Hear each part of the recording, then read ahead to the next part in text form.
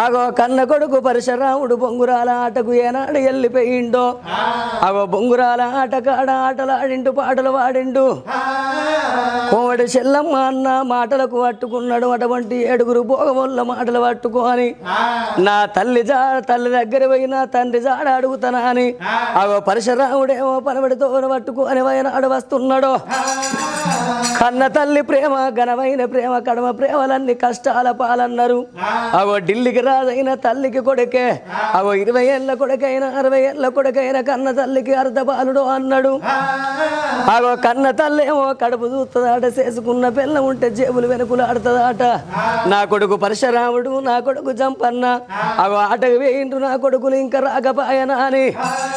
అగో కొడుకుల జాడల్ల బయలెల్లి వస్తున్నది రేణుకా ఎల్లమ్మో